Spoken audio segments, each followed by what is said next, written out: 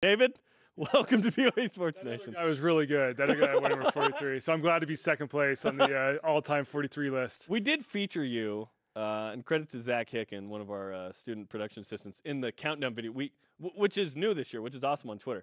You were the featured guy for number 43. Hey, it was video on Twitter. It was an honor. Still is an honor. I did have a couple people mention that Zach dropped the ball on not including my TCU play from 06. But maybe Zach was like, hey, everyone already knows that play. You know what? It was on Versus. Who knows if we even have that one? So somebody else responded. Somebody else on Twitter responded and said, hey, I'm just so glad we don't have to watch games on Versus. And I said, I think every day that I have to watch Versus or The Mountain in standard def television where you can't even make out the numbers. Yeah. I had family members that are like, I can't even find you on the screen. I'm like, yeah, it's standard def. That's probably why. Isn't it wild we watched it for that long? Isn't it wild that the score wasn't on the screen like prior to the 90s? Isn't it wild that only 10 people could watch the games? Like that's I think the wild thing. Yeah. I love how this is what we're complaining about. We have so many problems. So many problems. Yeah. All right, our Twitter question. What do you know about the upcoming 2017 BYU football team? We ask you that question. David Nixon, what do you know today? Man, I know that we have a lot of playmakers. I know that you've got a strong, stout defense that BYU will be able to roll out. And we have a sure quarterback that we know what we're going to get from Tanner, right? We know what to expect from him. Although I think this year, you'll see a different Tanner than we saw those first 2 years, especially compared to his freshman year. This is a guy that was able to sit on the bench last year behind Taysom and learn the entire offense from Ty, a brand new offense that is. And I think he'll be able to come in and implement it. And he now knows where the receivers are going to be. He knows how to read and go through his progressions. So I think you're going to see a much more developed Tanner Mangum, just the same way as John Beck. I mean, John Beck made huge leaps and strides between his sophomore and junior year. And I think BYU fans will see the same from Tanner this year. And I've made this point the last couple of days this week. We talk so much in terms of the Tanner Mangum and the new offense with Ty Detmer. We make so much of what Tanner has to do to know Ty's system. But another year also gives Ty an opportunity to know more about Tanner and play to his strengths as well. 100%. Even last year when Taysom was starting and Taysom was running the team, Tanner was still at practice, and Ty was able to see him go through the second team reps, and he understands his strengths and his weaknesses. And so you're right. Ty's had the entire offseason now. You go back to his last year, Ty was still trying to get moved here. He was still trying to get stuff implemented. They kind of were trying to catch up on recruiting. But he's had this whole offseason to sit back and really look at, like I said, look at Tanner's strengths and weaknesses and try to cater this offense around to just that. Former BYU linebacker and NFL linebacker David Nixon is in studio on BYU Sports Nation. Yesterday we asked about questions going into the season. What are some of the questions that you have going into fall camp? My biggest thing is depth. When you look at the schedule, we all know the starters. We know the Warners. We know, who we're going to have with Tanner and the running backs. We understand that's going to be a shuffle. And offensive line, we understand we've got good depth there. But depth overall, secondary, defensive line, linebackers.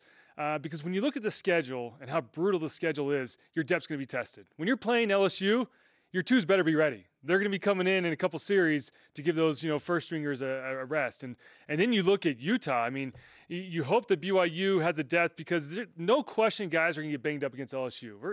You hope it doesn't happen, but a couple guys are going to get nicked up. And so then you come home, you play your rival the very next week.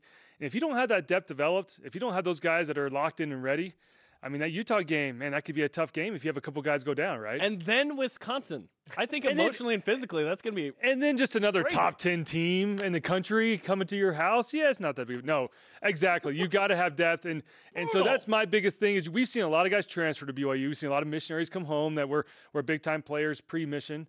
And so now the question is, can those guys get in shape? And where do those guys fall within the depth chart, right? Where are these guys going to step in, and who can come contribute, and who on that second team can really push those first stringers, right, for that starting job, and push those guys to kind of make them get better every day, right, and not make them complacent. And I remember that was some of the best parts of my career. Whenever you had myself and Keel, and we had Kelly Papinga that backed us up sophomore year, Chris Bolden, guys like that they pushed you. They pushed you to be better. And even though we had our starting role cemented, we always knew that, hey, if we slip up, we got a guy in the wings waiting, and that's what this team needs. They need some guys that can push the starters, but also be there for that depth that if hopefully not, knock on wood, hopefully nothing happens. But if it does, you got guys can step right in, and you don't see a huge drop off. We're less than 2 weeks away from the start of fall camp. Oof. What is this time Wait, like? say that again. How many weeks? 13 days. 13 days to 13 be days. precise. Oh. With 13 days to go before the start of camp, what are the players going through right now? So this is your downtime. You're now done lifting. You'll go out there and condition and run because you don't want to lose that, right? But anything you lift from here on out is not going to help you come season time. I mean, your body needs a rest. And guys, usually these last 2 weeks you are completely off. It's like go on vacation, get out of here, do some conditioning, make sure you're not just sitting around doing absolutely nothing. But you want your body to be fresh going into the season. So yeah, you shouldn't be lifting weights. Guys have done the play run practices. They've been around all summer. And so it's now time to kind of clear the mind and get ready for the season, because in 13 days, you're strapped on that helmet, and a few days later, you're strapping on full pads, and it's full go. Cannot wait. A guy that's of interest to BYU fans that's getting ready to go as well soon is Taysom Hill, your brother-in-law with the Green Bay Packers. What's the latest with Taysom? Yeah, we're actually golfing today, so he's kind of in the same boat as all the BYU players. Pro camp starts here in a couple weeks for him as well, so he's kind of enjoying his time off. He works out every morning, but then is kind of enjoying the time off because here in a couple weeks it starts up for him. So he's excited. He's in a great situation. He's going to battle it out for that third string spot. And we were talking about before, but the great thing about Green Bay is you got a quarterback like Aaron Rodgers, who is a veteran, proven. There's nothing for him to do in the preseason. So what that does is that allows some extra reps for the younger guys, for the backups. And they don't have to name the 53 until later this year. Exactly. Yeah, that's one of the newer. Week 4, you're going to have potentially still have pretty much everybody on the roster. Yeah. And typically they keep the quarterbacks all the way through the last cut anyways, because they need quarterbacks for those last few preseason games. But he'll get some great reps preseason. If hopefully it works out for him in Green Bay. But if it doesn't, the great thing about his situation is because he gets so many reps, he'll get some good film out there. And if it doesn't work out there, then I imagine there'll be some other teams calling, and he'll be able to step in there. So exciting times for him for sure, and all the other players that got drafted or were undrafted last year for BYU. It's a fun time of the year for fans of ours to follow them throughout camp and in their preseason games to see what their stats were, because they're all vying for a job right now. Take us through what an NFL training camp is like, because man. obviously we see it removed. We see it on shows and highlights and things, but it looks brutal. The NFL training camp is the hardest thing in the world, I will say. And it's so much different from college, because college, if you're a starter, your job's not being taken, right? But as an NFL guy, I always say it's tough physically because you're battling against the best guys in the world. It's tough mentally because you're cramming this playbook that's pretty extensive in the NFL. You're cramming this down every day. They're adding on to the playbook. But I think the biggest thing is emotionally, because every day your job's on the line. But not only that, but every day you go into work and your best friend was cut yesterday. You didn't even know about it. And then you're walking to the practice facility, and they're working out 5 linebackers or a couple quarterbacks. They're working out guys and looking to see, okay, who can we cut this next week that we can bring in from somebody else off the street. So emotionally, it is very tough, but it's also a lot of fun. When you put on that helmet that has that shield on it, that NFL shield, there's nothing that beats that, and it's a pretty cool feeling. So that's what all those guys are about to experience. It's a trip of a lifetime, and I remember my days playing the NFL was a blast. And it gets me excited for those guys like Taysom and others that had the opportunity, and we get to see what happens with this, see if they can take advantage of it. So the quarterback depth, Aaron Rodgers, obviously your starter. Brett Hundley, you're pretty solid number 2, right? Yeah. So then I think his name's Joe Callahan. Yep. So you carry 2. There used to be 3 guys on the sideline, but now there's only 2, right, in games? Typically 2.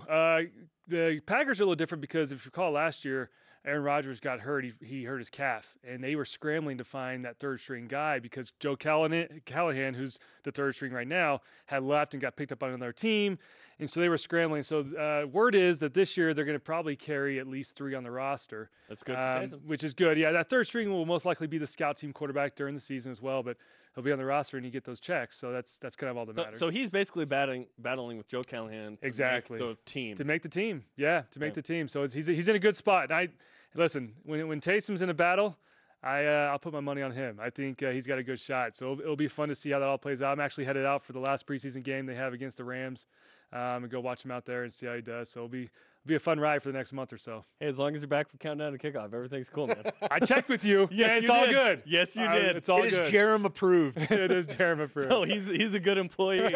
He was like, "Hey, are you cool? Yeah. We're good. Just be back." It's not really a big game either versus LSU. Just a or whatever. minor game. Yeah, exactly. We appreciate the time. Can't wait to get ready for fall camp. We'll check in with you. Yeah, it was fun. We Couple started weeks. at fire here in a couple weeks as well. So right. football's here, man. Woo! Ready to go.